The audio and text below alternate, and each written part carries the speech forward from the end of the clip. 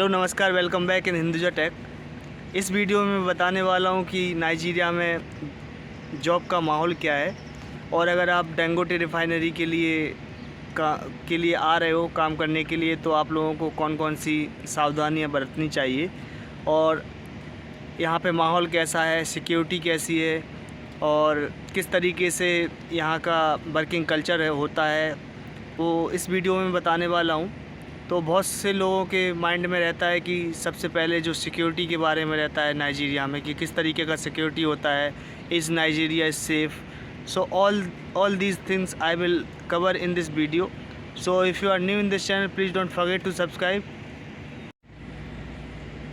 दोस्तों, नाइजीरिया एक best African country है और नाइजीरिया में जैसा कि मैं आपको इस वीडियो में एक्सप्लेन करने वाला हूँ कि जॉब के लिए क्या क्या अपॉर्चुनिटी हो सकती है। तो अगर आप इंजीनियरिंग ग्रेजुएट हैं, अंडर ग्रेजुएट हैं या एक्सपीरियंस पर्सन है तो आप लोगों को ईज़िली यहाँ पे डिफरेंट सेक्टर में यहाँ पे आपको जॉब मिल सकती है। जैसे कि यहाँ पे oil and gas field, mechanical, civil, electrical, electronics और इसके बाद instrumentation. There are so many opportunities in the Nigeria में अभी जो सबसे ज़्यादा अपॉर्चुनिटी जो प्रोड्यूस कर रही है वो डेंगोटे रिफाइनरी है। Dangote refinery is the world largest single train refinery located in Lekki free zone Nigeria. यहाँ पे बेसिकली जो रिफाइनरी है अंडर कंस्ट्रक्शन है और यहाँ पे अप्रॉक्सीमेट 1.5 ईयर्स में एक्सपेक्टेड है कि ये रन हो जाएगी। यहाँ पे फर्टिलाइज़र प्लांट भी है, यहाँ पे शुगर प्लांट भी है, यहाँ पे क्या बोलते हैं डेंगोटे रिफाइनरी में बहुत सारी यूनिट्स हैं जो अभी अंडर कंस्ट्रक्शन है, जैसे कि पीपी हुआ, एसआरई हुआ, ब्यूटामर हुआ, आरजीडी हुआ। So there are so many unit which are under construction. So सबसे पहले मैं पॉजिटिव की बात करता हूँ कि पॉजिटिव जो अगर आप डेंगोटे रिफाइनरी में या नाइजीरिया में काम करने के लिए आ रहे हो तो पॉजिटिव है कि आप लोगों को एक हैंडसम पैकेज मिल जाता है। हैंडसम पैकेज के साथ साथ आपको जब भी अगर आपको डेंगोटे रिफाइनरी में जॉब करने का ऑप्शन मिलता है तो आप लोगों को क्या है कि एक फ्यूचर में एक आपको एक अच्छा मतलब अपॉर्चुनिटी मिल जाएगी जब आप यहाँ पे काम करोगे, लर्न करोगे बहुत सारी चीज़ और अपने टूल टेक्निक्स एक्सपीरियंस को यहाँ पे अप्लाई करोगे तो आपको एक जो अच्छी अपॉर्चुनिटी है यहाँ पे आप ग्रैब कर सकते हो और आगे चल के आप अपने कैरियर को ज़्यादा से ज़्यादा एक्सपोजर दे सकते हो। तो एक पॉजिटिव मुझे ये लगता है, क्योंकि मैं अभी डेंगोटे रिफाइनरी में काम कर रहा हूँ तो मुझे जो एक्सपोजर फ्यूचर के लिए जो एक्सपोजर है, ये सबसे बड़ा एक्सपोजर है कि इतनी बड़ी रिफाइनरी में अगर आप काम करते हो तो आपको आगे आने वाले समय में आपके फ्यूचर के लिए काफ़ी बड़ा और अच्छा एक्सपोजर मिल सकता है। दोस्तों, दूसरा जो पॉइंट है वो है कि अगर आप फ्रेशर हैं और आप या तो 1-2 साल का एक्सपीरियंस है तो अगर आप यहाँ पे नाइजीरिया में आते हो तो आपको यहाँ पे बहुत सारा काम सीखने को मिल जाएगा, क्योंकि यहाँ पे जो रिफाइनरी है जो फर्स्ट स्टेज से स्टार्ट हुई है और आपको यहाँ पे सीखने को मिल जाएगा कि बहुत सारी चीज़ें आपको लाइव देखने को मिलेंगी, इम्प्लीमेंट करने को मिलेंगी। क्योंकि बेसिकली क्या होता है, हम लोग जो इंडिया में क्या है कि हम लोग ज़्यादा मोस्टली जो रिफाइनरी है वो अंडर कंस्ट्रक्शन नहीं है।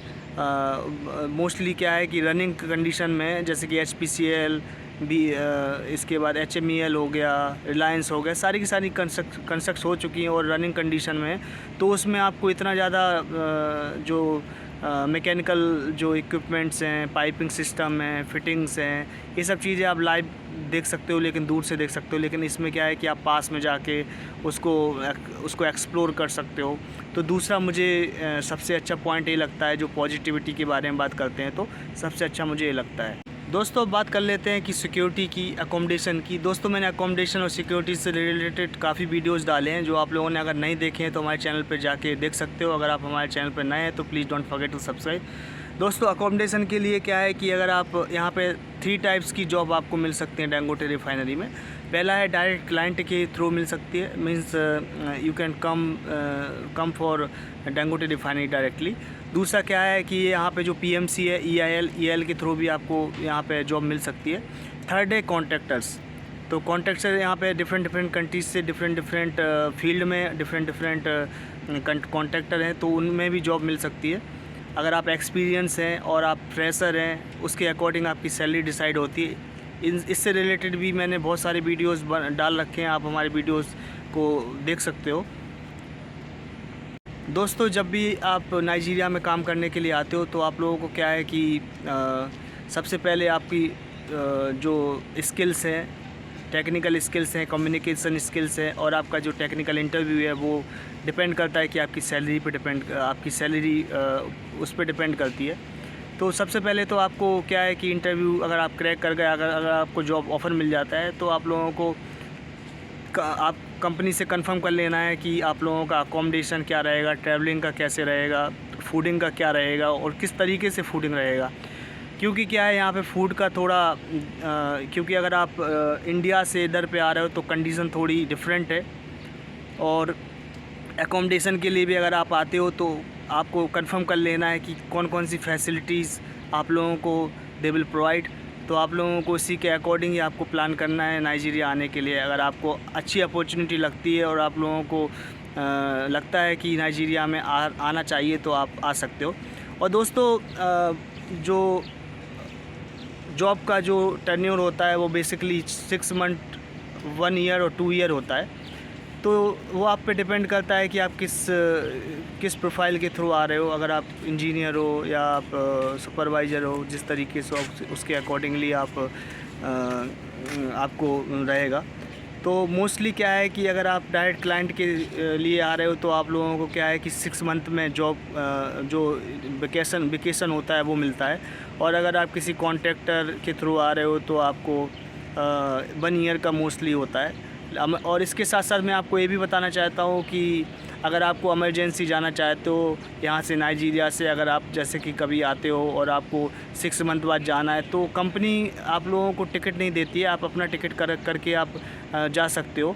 तो जो 1 ईयर का है वो 1 ईयर एक्चुअली में 11 मंथ काम करना होता है, और 1 मंथ का जो आपको एनुअल जो लीव होता है उसका सैलरी मिलता है। तो उस तरीके से आपका 12 मंथ हो जाते हैं, जो कि कंपनी कॉन्ट्रैक्ट में आपको लिख के देती है। तो इस तरीके से आप लोग प्लान कर सकते हो अपनी जो नाइजीरिया के लिए अगर आना चाहते हैं तो इस तरीके से आप प्लान करिएगा। दोस्तों बहुत से लोगों ने हमें कमेंट किया है कि नाइजीरिया में वो जॉब का ऑफ़र मिला है लेकिन उनसे पैसे मांग रहे हैं। बहुत सारे जो जॉब प्रोवाइडर या सर्विस प्रोवाइडर होते हैं या कंसल्टेंसी होती हैं वो पैसे मांगते हैं। तो दोस्तों कभी भी अगर जेन्युइन जॉब है तो जेन्युइन जॉब के लिए पैसे देने की ज़रूरत नहीं है। कभी भी अगर आप चाहे फ्रेशर हो, एक्सपीरियंस हो, अंडर ग्रेजुएट हो, ग्रेजुएट हो, किसी भी जेन्युइन जॉब के लिए पैसे की ज़रूरत नहीं पड़ती है। आपका एक्सपीरियंस, आपकी क्वालिफ़िकेशन, आपका जो कम्युनिकेशन स्किल, टेक्निकल नॉलेज ही आप जॉब के लिए इनफ है। तो पैसे कभी ना दे दीजिएगा। बहुत सारे लोग फ्रॉड हैं जो कि मार्केट में हैं, वो जॉब की लालच दे के आप लोगों से पैसा ले सकते हैं। तो आपको पैसा बिल्कुल नहीं देना है, इस बात का याद रखिएगा। दोस्तों अब बात कर लेते हैं यहाँ की सिक्योरिटी की। दोस्तों नाइजीरिया में सिक्योरिटी कंसर्न है, ये सभी लोग जानते हैं। लेकिन जब अगर आप किसी कंपनी के लिए आते हो या डैंगोटे रिफाइनरी में आते हो तो आप कैंप के यहाँ पे डैंगोटे रिफाइनरी के अंदर आप अकोमोडेशन में रहते हो तो it is a very safe. अगर आप बाहर भी रहते हो तो वो भी जो डैंगोटे रिफाइनरी का जो एरिया होता है उसी में वो लोग रखते हैं।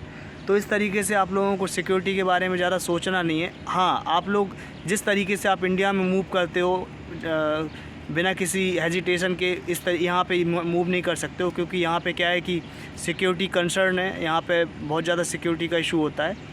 तो आप लोगों को जो गाइडलाइंस होती हैं आपकी कंपनी की, आपके HR डिपार्टमेंट की, उस तरीके से आप लोगों को फॉलो करना पड़ेगा।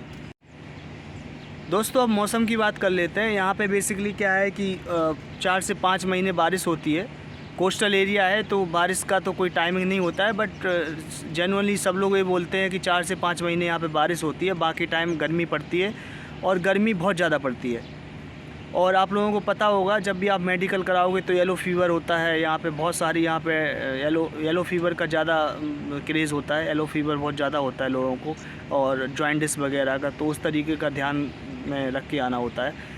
तो जब भी आप मेडिकल कराएंगे तो उस तरीके से आप लोगों को बता दिया जाएगा कि कौन कौन से आपको मेडिकल कराने हैं, तो वो आप लोगों की कंपनी आप लोगों को इन्फॉर्म कर देती है।